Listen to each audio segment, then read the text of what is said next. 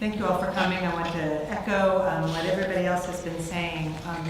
As challenging as the technical problems associated with climate change mitigation and adaptation are, really this is essentially a social and political problem. So I'm going to talk really briefly about the ethics and politics of mitigation and adaptation, and looking forward to the discussion later. So I'll say a few really obvious things at first. The status quo in climate change mitigation is outrageously unethical, violates almost any settled principle that you would get a group of people to agree on. So for example, if you own some beachside property somewhere, and I rock up with my earth mover and take a nice square meter of it home to enjoy in my sandbox, you would have good reason to consider yourself injured, and you would probably be able to vindicate yourself in court. Of course, this is essentially what all of us are doing with our emissions behavior every single day to people who are living at the risk of sea level rise. And when these people try to vindicate themselves under current legal conditions, they are not, in fact, getting redress. This picture here is just a picture of the Climate Action Tracker analysis of New Zealand's independent nationally determined contribution, and as you can see, under the last government, it was insufficient. The status quo is certainly not only an intra-generational wrong, but an intergenerational wrong. Right? Every step that we take now will be cheaper than steps that need to be taken in future. In a recent policy paper by Jonathan Boston and Judy Lawrence, they estimated that every dollar spent now saves at least 3 and probably 11 for future generations in terms of mitigation and adaptation. So what we're doing with our behavior today is essentially, as Susan mentioned to me before this event, we're basically eating our future.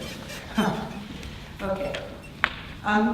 Fortunately, it is entirely within our power to switch to an ethical mitigation policy, as I'll talk about in a moment. Let's talk just for a brief minute about adaptation. This is a much longer term issue than we're able to talk about today. All of you guys, of course, recognize this picture from the ODT.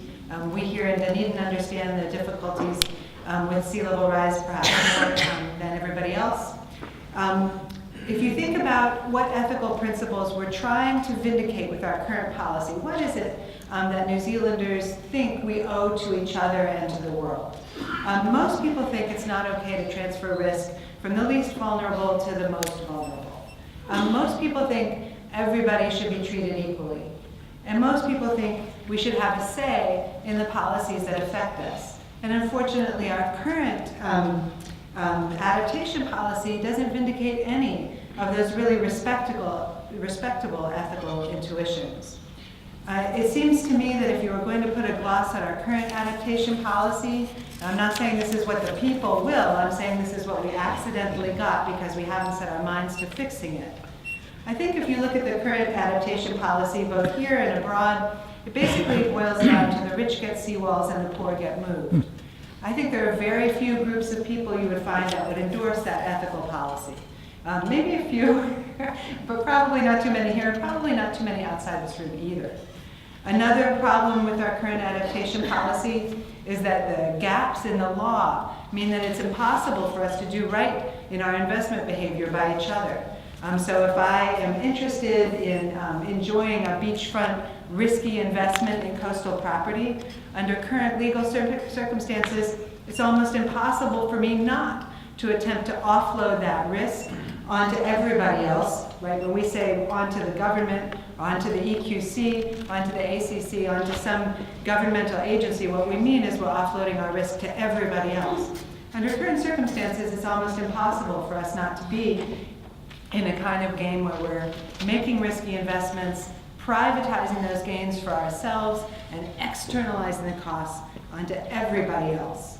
Also, our current delay in taking action on adaptation again means we're transferring the risks of our failure to act onto the most vulnerable, namely the future.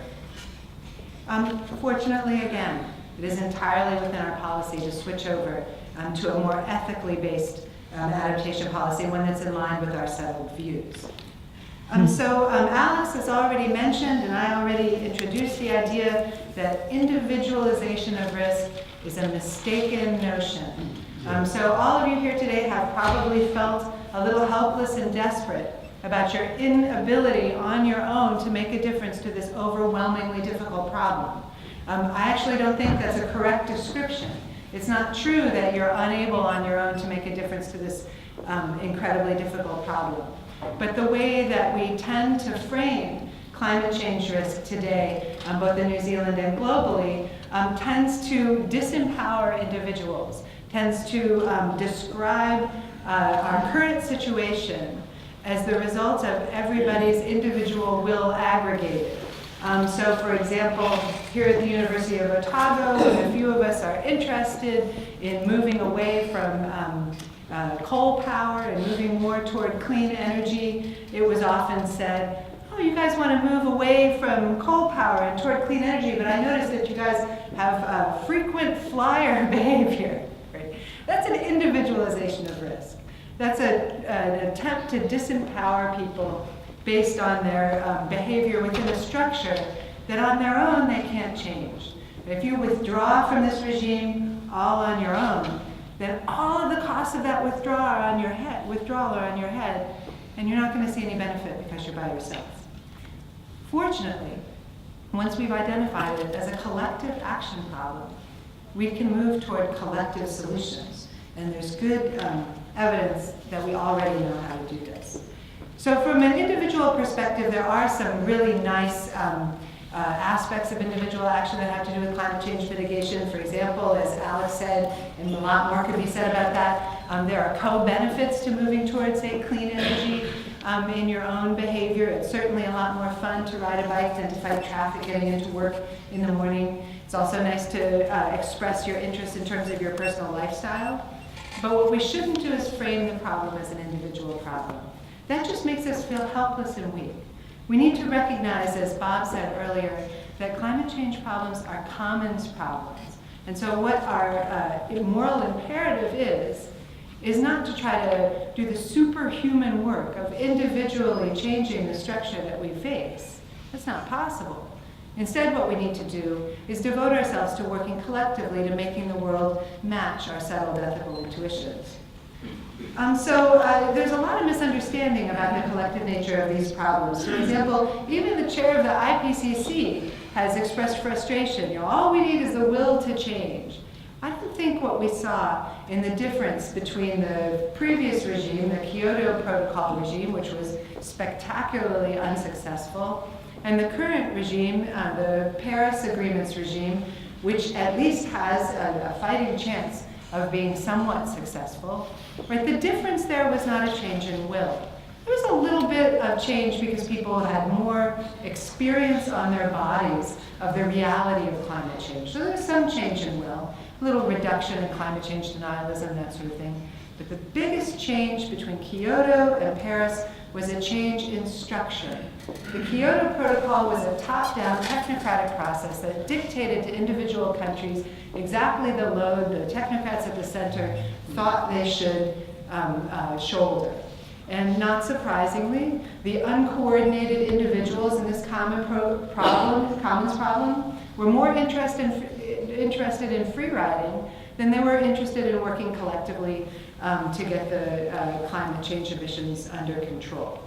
Under the Paris Agreement, I think we have a lot more hope because individual countries were asked to go back to their people and talk about what is possible, and then bring that suggestion to the table. Those suggestions are coordinated and made mutually transparent. It took extra governmental work for that to happen, but it did happen.